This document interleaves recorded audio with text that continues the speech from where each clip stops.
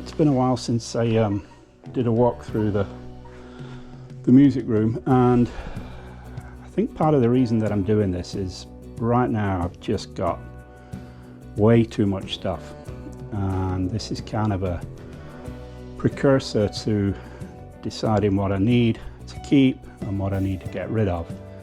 And so if you're interested in anything that you see here, shoot me a comment or however it works with YouTube, and it may well be something that I want to move along.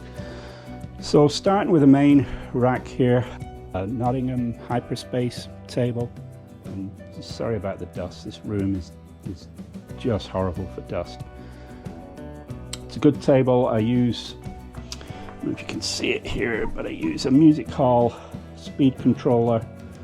That works nicely. I use this little power supply for the speed controller, and so that's, you know, that's a great, well, not great, but it's a pretty good vinyl setup. Again, it needs some dusting. I'm still using the Manley Steelhead phono, and it's probably the item that I've had in my system for the longest now. I mean, I've literally had that for a few years, which is kind of unusual for me. Recent acquisitions, the dCS Rossini Player. So this is the Player DAC. It's got the famous dCS ring DAC, but it also has the CD only transport mechanism, and I'm using that with the clock. This is pre-Apex. It's Apex upgradable. I don't know about spending 10,000 bucks on an upgrade for this thing, but you never know. I still have the Veloce, the LS1 battery powered preamp. I've had that up for sale for a little while. I'm trying to sell that with the matching Monoblocks that I'll show you in a little while. But that's a fantastic preamp. I can't really think of what I would have to buy to improve on that. The only reason I'm selling it is that I'm currently using a integrated amp, which is right around the corner. I have the Aurender N10 because I'm using the dCS Rossini as a network player. You know, I've got a USB drive with all the music stored on it. So, you know, it's basically a network player. So I don't need a source in the traditional sense. So that's something that I probably need to move along. So it's the Aurender N10. It's full of a lot of music, which I'll probably, you know, wipe the hard drive clean unless somebody says, no, I want to keep it. It's got a ton of DSD stuff on there. I think there's 280 albums on there that are high resolution. You can see the PS Audio P10, the power regenerator, and that basically provides power to everything on the front end. I'm using the ProAc D40R, so it's got the ribbon tweeter. It's actually got it's ported down firing into the stand, and for this little room here I have a lot of bass problems in here, so I've actually got the port plugged up, and it sounds better that way for this particular room. Otherwise you just get too much bass out of these things. Using two pairs of Iconoclast, the OFE Series 1 and then the Series 2 on the top end. So into the main section here, I've got a Synthesis.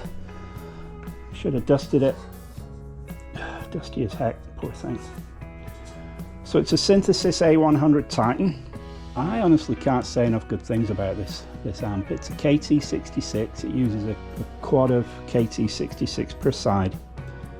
So it's rated at about 100 watts, and it sounds great. It's got that, what I would call classic tube sound. So it isn't etched or detailed or voiced to sound anything like a solid state amp. It's tubey.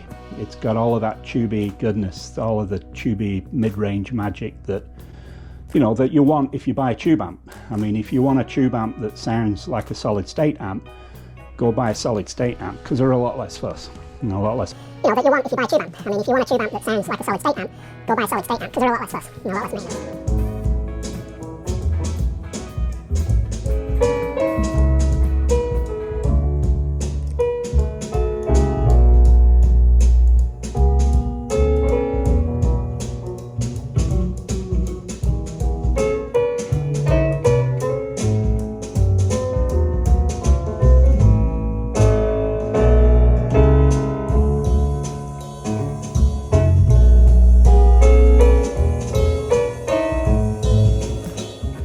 If one does show up on the used market, grab it.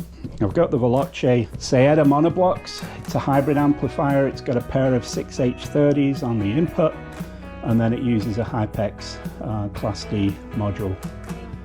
Again, battery powered.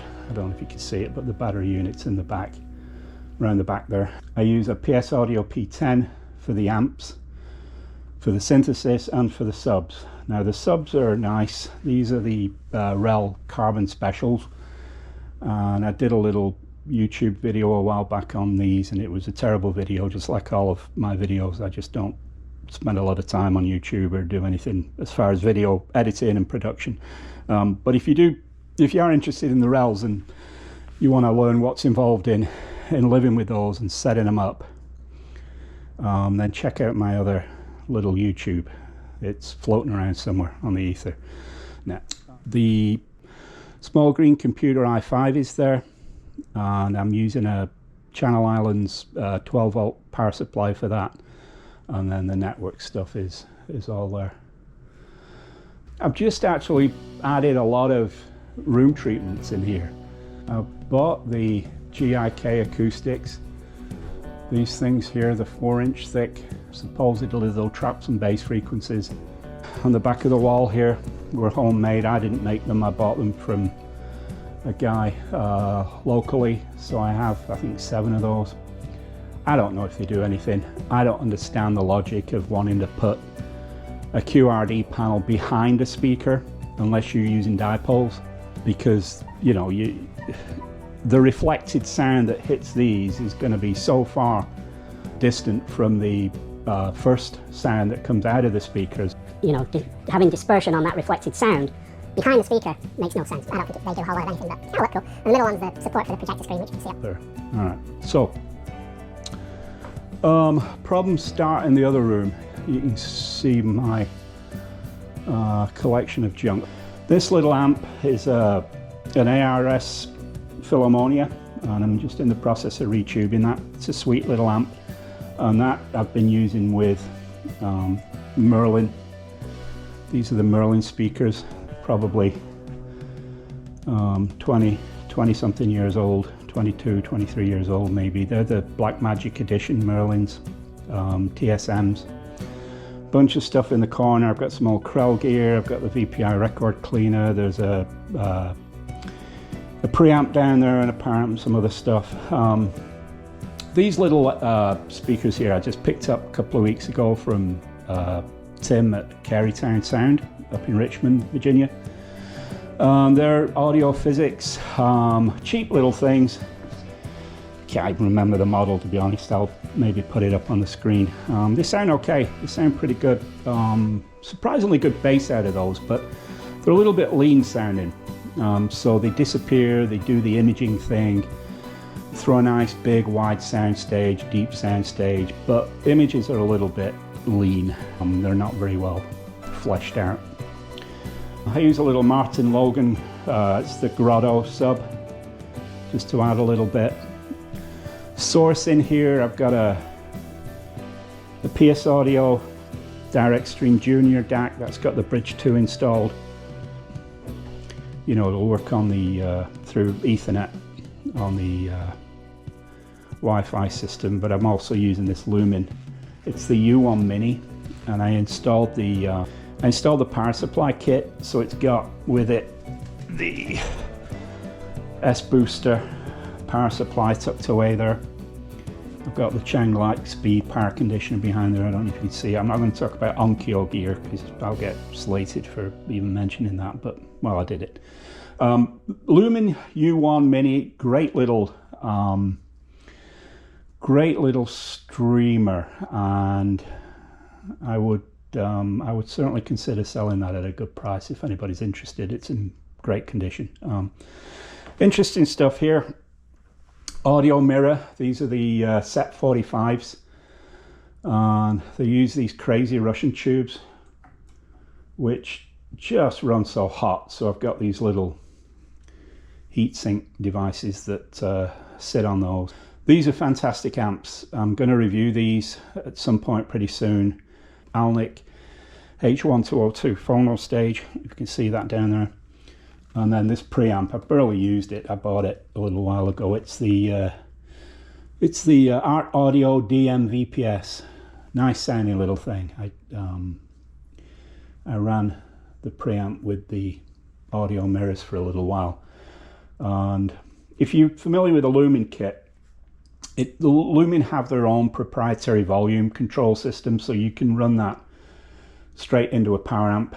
So you go into the DAC, out of the DAC, and then directly into the power amp, or you can go in through the preamp like I was doing.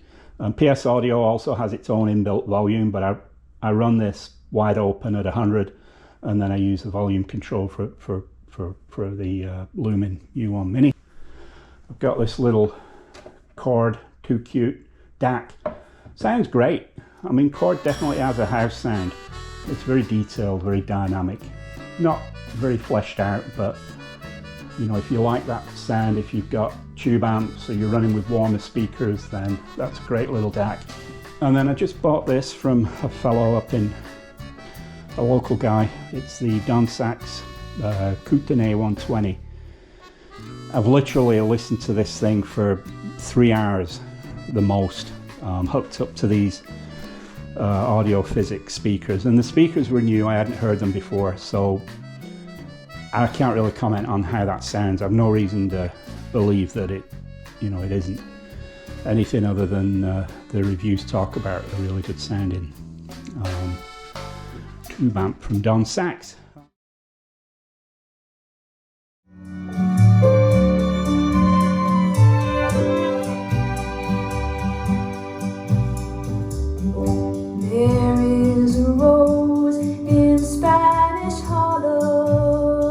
Got another room upstairs that's full of all kinds of stuff that maybe I'll walk up there at some point and show you around that room. If I knew what I was doing, I'd probably make more videos more frequently and interest more people perhaps, but I don't know what I'm doing, so I'll just stay clear. But yeah, that's it. Thanks.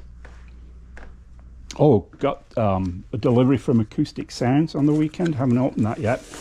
Can't remember what's in there. I know there's a Sell in England by the Pound Genesis album on 45.